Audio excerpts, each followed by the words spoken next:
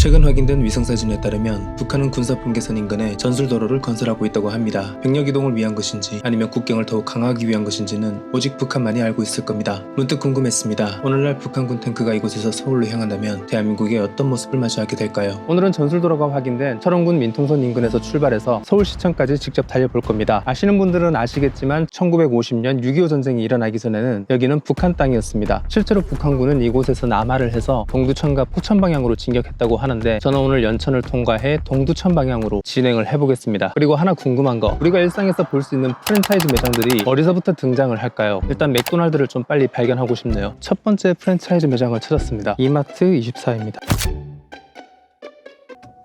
지금 시간은 6시 51분인데요. 일부러 저녁 시간대를 잡았습니다. 제가 또 야간 드라이브를 좋아하지 않겠습니까? 오늘은 좀 밤을 즐겨보고 싶었어요. 여기가 딱 민통선의 경계예요. 이 옆이 바로 논인데 민간인이 함부로 들어갈 수 없는 논일 거예요.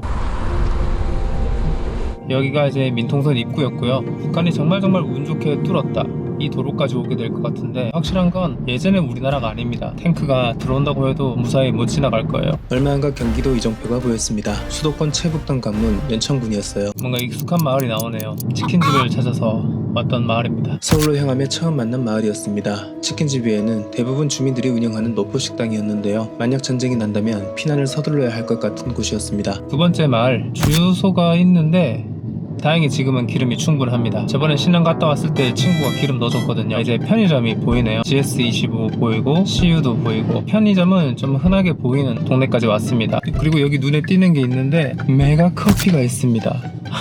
저가형 커피 같은 경우는 전방에서 찾기가 은근히 힘들더라고요. 어쩌면 당연한 걸 수도 있는데, 아무튼 여기서 커피를 마시지는 않을 겁니다. 메가 커피보다 가고 싶은 곳이 있어요. 그렇게 한동안 평화로운 시골길이 이어지다가 드디어 고층 건물이 보이기 시작했습니다. 오, 아파트가 보이기 시작합니다. 야, 건물 큰 거 많네. 여기 뭐야? 와, 바로 이게 드라이브 하는 맛 아닙니까? 여기서 커피를 마시도록 하겠습니다. 저기 있네. 제가 스탬프 모으고 있는 커피 체인점입니다. 네, 안녕히 계세요. 오늘도 야근 예정이기 때문에 저녁에 빅사이즈 아메리카노로 일탈합니다. 왜 이런 게 좀 행복하지?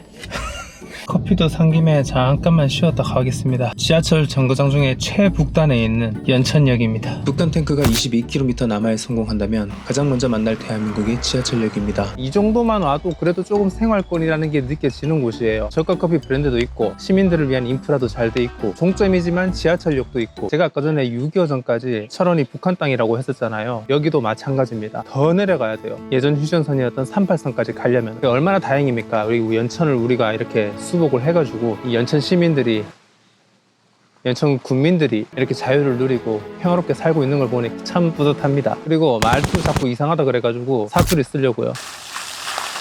그런데 한 가지 아쉬운 거는 우리가 개성을 수복을 하지 못했다는 겁니다. 6.25 이전에 개성은 또 우리 땅이었거든요. 개성을 수복하지 못해서 북한이랑 서울이 너무 가까워요. 근데 만약에 북한이 탱크를 여기까지 몰고 온다 해도 부수고 싶지는 않을 거예요.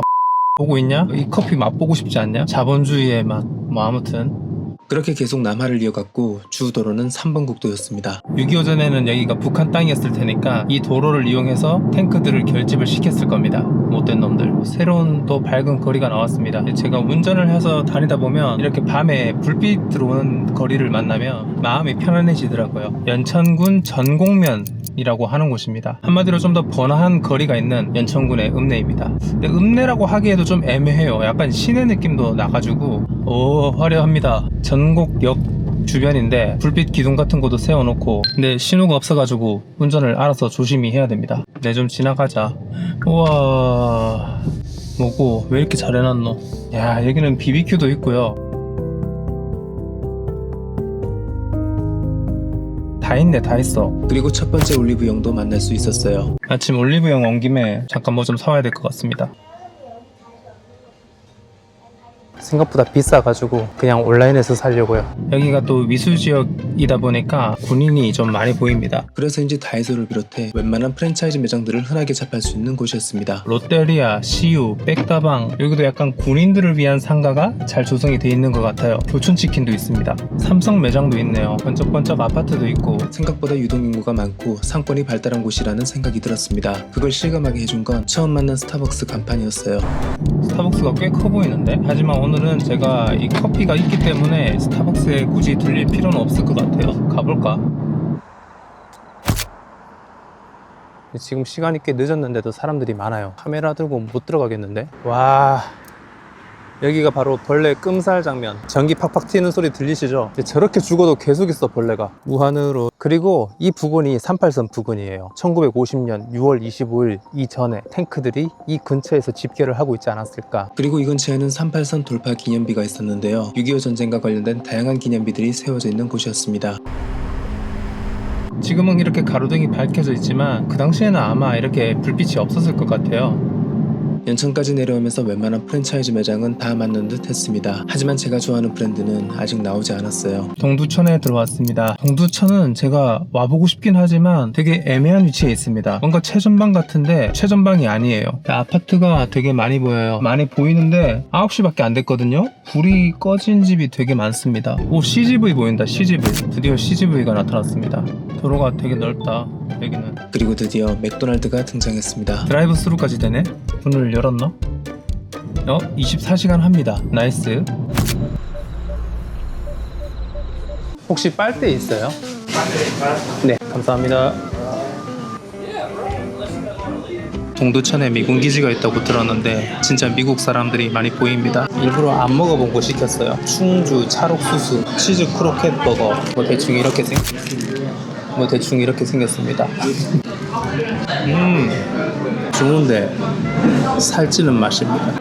이 야밤에 감자는 좀 위험한데 이건 다 먹으면 안 될 것 같아요. 겨우 살 빼고 혈당도 낮춰놨는데 일단은 남겼다.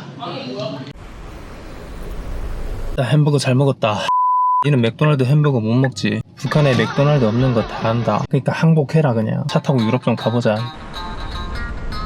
동두천까지 오니까 많이 밝은 느낌입니다. 연천은 군이고 동두천은 그래도 시다 보니까. 근데 땅 면적은 동두천이 훨씬 작아요. 그게 좀 신기합니다. 와, 다이소도 되게 크다는 게 있네. 확실히 이제 시로 넘어와서 그런지 시골 같은 느낌이 많이 사라졌어요. 그리고 동두천이 진짜 마음에 드는 거, 제가 좋아하는 파파존스가 여기 있습니다. 야, 여기 완전 젊음의 거리네. 청춘들이 많습니다. 저도 한때는 저런 술자리 같은데 가끔 나가긴 했는데 요즘은 거의 가뭄에 콩 나듯이 나갑니다. 지금까지 볼 수 없었던 브랜드 대형마트도 보였습니다. 비록 인구 8만여 명의 작은 도시였지만 최전방에서부터 봐왔던 풍경에 비하면 상당히 번화하게 느껴지더라고요. 그런데 동두천이 발전을 할 수 있었던 건 전방지역보다 개발에 대한 제한이 그렇게 많이 없을 거예요. 연천군이라던가 철원군 같은 경우는 군사보호구역으로 지정된 곳이 많아서 개발이 많이 제한이 된다고 합니다. 결국은 인구가 또 그만큼 못 받쳐주기 때문에 그렇지 않을까. 이제 서울이 점점 가까워지고 있었습니다. 더 내려갈수록 어떤 풍경이 펼쳐질지 기대되더라고요. 양주시입니다.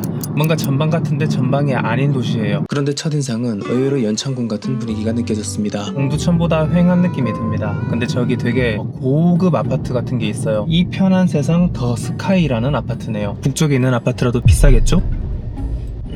그리고 양주에서 첫 번째 샤브올데이를 만날 수 있었습니다. 근데 여기가 메인 거리인지는 모르겠지만 휑한 느낌이 들고 좀 어두운 느낌이 듭니다. 상가보다는 아파트 단지가 더 발달한 느낌이 드는 도시더라고요. 그래서 더 많은 불빛을 찾아 계속 남아해보기로 했습니다. 드디어 의정부시 들어왔습니다. 근데 지금 시간대가 또 늦어서 그런지 컴컴합니다. 의정부는 서울 방어를 위한 주요 군사 요충지입니다. 6.25 전쟁 초기 이곳이 돌파되면서 서울은 조기에 함락됐고 최전선 붕괴도 급격히 가속화됐죠. 한 가지 놀라웠던 건 지금까지 들렀던 도시와는 스케일이 다른 곳이더라고요.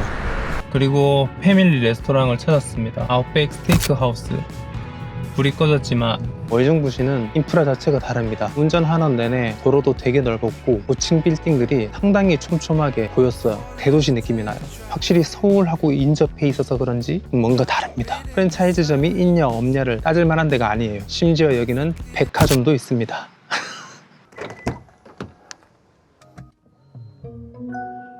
그럼 슬슬 출발해볼까요? 드디어 최종 목적지 서울입니다. 의정부까지는 생활권의 완성도를 확인하는 과정이었다면 이제부터는 서울이라는 도시의 존재감을 확인할 차례입니다. 시간은 밤 12시. 과연 서울은 어떤 모습을 보여줄까요? 도봉구 도봉로입니다. 이제 서울이 시작되는 건데 과연 이 서울 입구 부분은 어떤 모습일지. 일단 서울에 오자마자 느낀 점이 두 가지 있었는데 첫 번째는 불빛이었습니다. 이미 영업을 마친 매장이 많았는데도 거리는 여전히 수많은 간판 불빛으로 가득했습니다. 그리고 두 번째는 교통량. 차들이 갑자기 많아지기 시작했어요. 어딜 가든 가로등 불빛들로 가득한 거리와 도로였습니다. 한때 전쟁의 상처로 뒤덮였던 도시가 훗날 이런 모습으로 변할 거라고 상상한 사람은 많지 않았을 거예요. 이제는 탱크들이 들어와도 서울을 이렇게 쉽게 점령할 수가 없을 것 같아요. 그냥 도로 자체가 미로예요, 미로. 그렇게 서울시청으로 향하는 중 우연히 처음 보는 길을 발견했는데, 와, 여기는 길 잘못 들어서 들어왔는데 엄청 예뻐요. 아, 덕성 여자고등학교 앞이구나. 이 길이 드라이브 하시는 분들 사이에서는 좀 유명한 길인가 봐요. 아까 전부터 계속 그 고급 차들이 쌩쌩 달려가고 있습니다. 와, 뭔가 되게 아기자기한 이런 길 너무 예쁘다. 아마도 여기 되게 핫한 거리일 것 같은데 저만 몰랐던 거리가 아닐까 그런 생각이 드네요. 이렇게 밤에 다니면서 예쁜 길 찾아다니는 거 재밌을 것 같아. 드디어 고층 건물들이 보이기 시작했습니다. 서울의 중심부에 들어온 게 느껴지는 거리였어요. 벌써 시간이 1시라서 불이 켜진 데는 많이 없어요. 시청에 다 왔습니다. 불이 다 꺼진 상태긴 한데, 야, 매미 소리가 나네. 문득 서울에 혼자 상경했을 때가 떠올랐습니다. 지금은 너무 익숙한 풍경이지만 그때는 이렇게 불빛으로 가득한 거리가 마냥 신기하게만 느껴졌거든요. 오늘 또 마침 주말 저녁이라서 드라이브 즐기시는 분들도 많은 것 같고, 오토바이 폭주하시는 분들도 좀 계시고 그러네요. 오랜만에 이렇게 밤에 드라이브를 나오니까 좀 설렙니다. 이대로 들어가고 싶지 않아. 지금 시간이 많이 늦었는데 서울의 야경을 좀 더 즐기고 싶어요. 서울의 풍경을 한눈에 담을 수 있는 곳으로 가고 싶었습니다. 그래서 산으로 올라갔어요. 다 왔습니다. 북악 팔각정입니다. 근데 여기 올라오면서 옛날 생각이 났는데, 예전에는 여기 올라올 때 길이 되게 험하다고 생각을 했었거든요. 근데 안 험하네요. 새벽 2시가 지난 팔각정이었지만 서울의 불빛은 여전히 꺼지지 않고 있었습니다. 오늘 날씨가 쾌청해가지고 되게 잘 보여요. 저 서울의 풍경이. 오늘은 최전방에서 서울로 남하하며 대한민국의 풍경을 담아봤습니다. 문득 궁금했습니다. 평양에서 서울까지 이어지는 도로는 어떤 풍경이 펼쳐질까?